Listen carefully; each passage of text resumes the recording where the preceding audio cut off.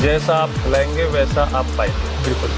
तो जब आपने घास फूस ही उनको खिलाना है तो दूध फिर उसका जो गाढ़ा कैसे होगा। अब मेरे जैसा किसान या तो यहाँ काम कर ले या मार्केट में बैठ ले, तो वो हो नहीं पाता। सबसे मुश्किल काम तो यही है मार्केटिंग का जी, क्योंकि लोग ना अपने कपड़ा अपना जो ना 5,000 रुपये की शर्ट ले लेंगे, 12,000 रुपये की पैंट ले लेंगे, जूते 20,000 के पहन लेंगे, लेकिन जो खाने की चीज़ है वो सस्ती चाहिए, वो सस्ती। नमस्कार दोस्तों, आप देख रहे हैं खबर किसान की यूट्यूब चैनल। मैं हूं आपका दोस्त अंकित शर्मा और आज हम आप पहुंचे हैं हरियाणा के एक जिले फरीदाबाद के गांव पावटा में और हमारे साथ मौजूद हैं बिनेश जी।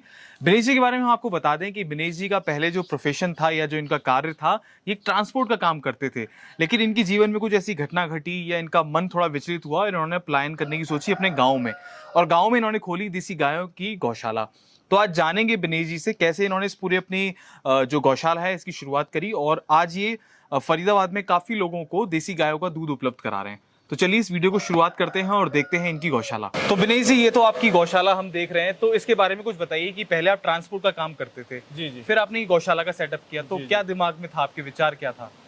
विचार मेरे थे दादाजी जी दादाजी मेरे फादर जो गवर्नमेंट जॉब में थे, मैं शहर में रहा हूँ, तो दादाजी हमें ज़्यादा इंस्पायर करते थे। वो बोलते थे कि भाई शहर में वो लाइफ नहीं है, खाना पीना नहीं है, बच्चों का जो हिसाब किताब जो लाना पर नहीं है। हमारे टाइम में ये होता था, खाने की मौज होती थी, दूध दही का खाना था।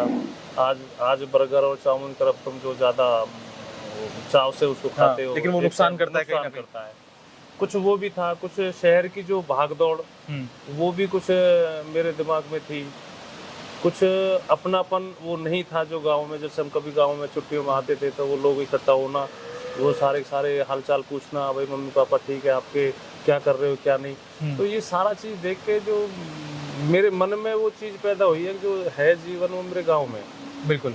और जब मैं गांव में आया तो मैंने सोचा था मुझे करना क्या है। मेरे पास ज़मीन थी अपनी जो जमींदारी की, तो मुझे जमींदार बनना है। एक ना एक दिन ये फिर बेची जानी है, क्योंकि इस पर अगर हम काम नहीं करेंगे तो फिर ये हमें नुकसान ही लगना लगेगा कि कुछ को तो रहा ही नहीं है, इसको निकालें। बिल्कुल। तो फिर मैंने इसको अपने उसमें यूज़ में ले लिया। और गांव में आने के बाद चैलेंज था मेरे लिए कि भाई हमें बच्चे हैं, बच्चों का खर्चा भी है, पढ़ाना भी है, तो इनकम कहाँ से हो, आय का स्रोत क्या हो जिससे गांव में गुजारा चल सके। हाँ। तो मुझे फिर सबसे सरल जो वो काम लगा यही लगा, पशुपालन लगा। लेकिन पशुपालन में आपने देसी गाय को क्यों चुना? लोग तो आजकल एचएफ और भैंस को पालते हैं, गाय को क्यों नहीं? मैं बताता हूँ, उसके भी ना दो अलग अलग रीजन है। एक तो आप ये सोचो, ये आप जानते ही हैं, हमारे जो पूर्वज से लगा लो या हमारे जो पुराण लगा लो या हमारे जो भी हैं, वो गाय के लिए महत्व देते हैं, देसी गाय के लिए।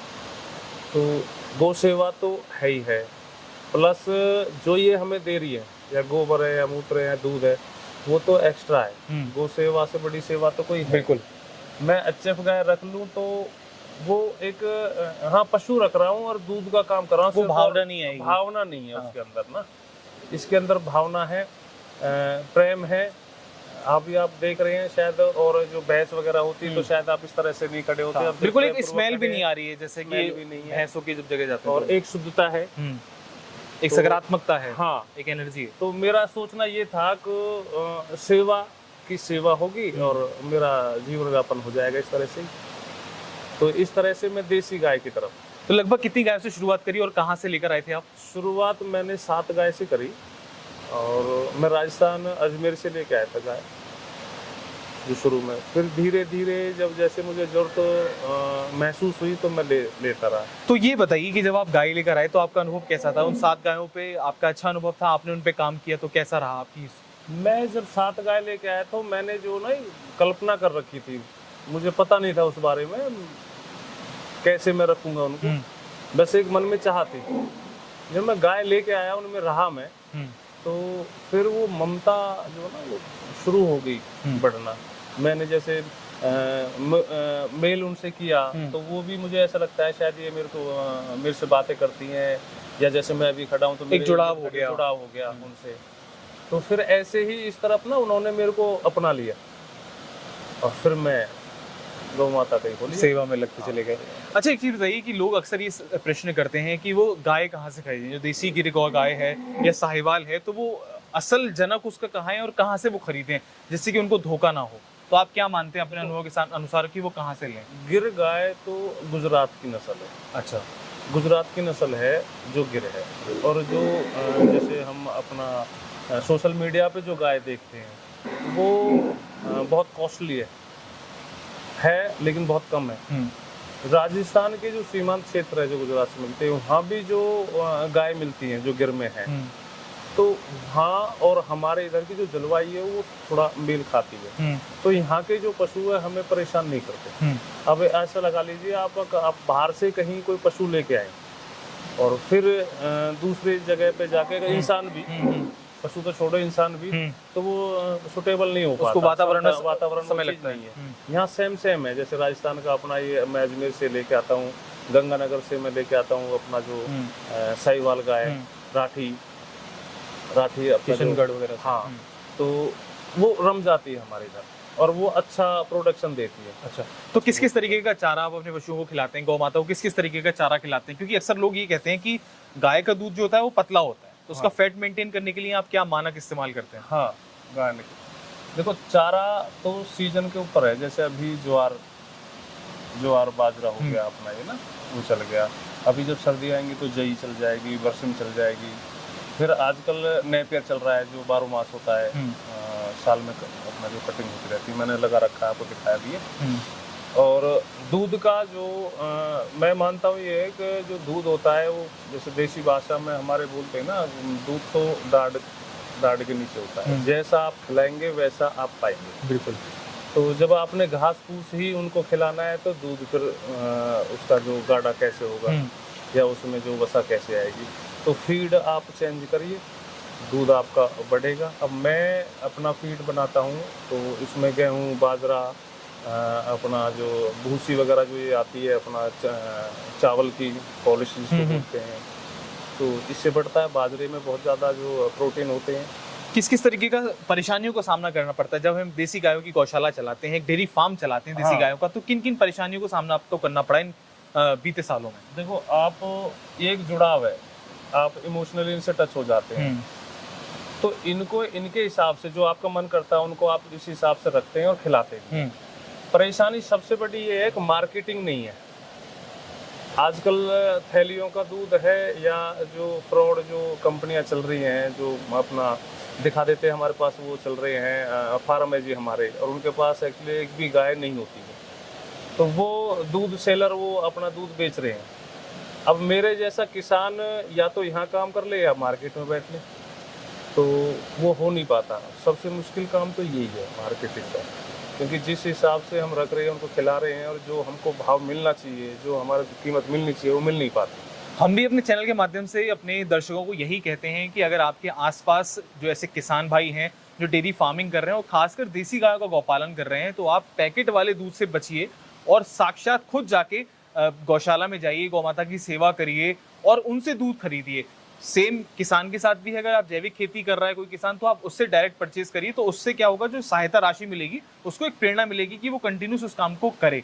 अच्छा, ये तो बात हो गई इस चीज़ की। आपने बताया कि मार्केटिंग का एक पहलू है जिसके कारण आपका दूध नहीं, मतलब हाँ, वो अक्सर जो मेरा अपना सेटल है। हाँ, लेकिन अक्सर जो किसान है वो देसी की तरफ इसलिए ही नहीं जाते। हाँ, क्योंकि उनको या तो डिब्बे वालों को दूध बेचना पड़ता है, या सरकारी जो डेयरियां होती है वो दूध का बरसक जो पैसा देती नहीं है, तो वो फिर HF लेते हैं ताकि उनकी जो क्वांटिटी वो ज़्यादा हो जाएगी। 30-32 लीटर दूध की गाय लेंगे तो उसमें उनका औसतन निकल जाता है। अब देसी गाय की विडंबना ये है जी, क्योंकि लोग ना अपने कपड़ा अपना जो ना 5,000 रुपए की शर्ट ले लेंगे, 12,000 रुपए की पैंट ले लेंगे, जूते 20,000 के पहन लेंगे, लेकिन जो खाने की चीज है वो सस्ती चाहिए, वो सस्ती, जबकि उल्टा होना चाहिए। खाना आपको अच्छा चाहिए, पहन चाहे आप कैसा भी मोटा लो। बिल्कुल। अच्छा, एक चीज और ये बताइए कि जब हमने बात करी इसकी गाय की दूध की, अब एक बात बताइए कि लोग अक्सर ये पूछते हैं कि गिर गाय दूध कितना देती है, क्योंकि आदमी के दिमाग में प्रोडक्शन नहीं आता सीधे। तो लगभग एक स्वस्थ गौ माता जो होती है, क्या वो ऐसी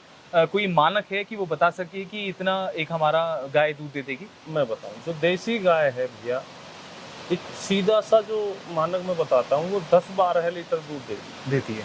हाँ।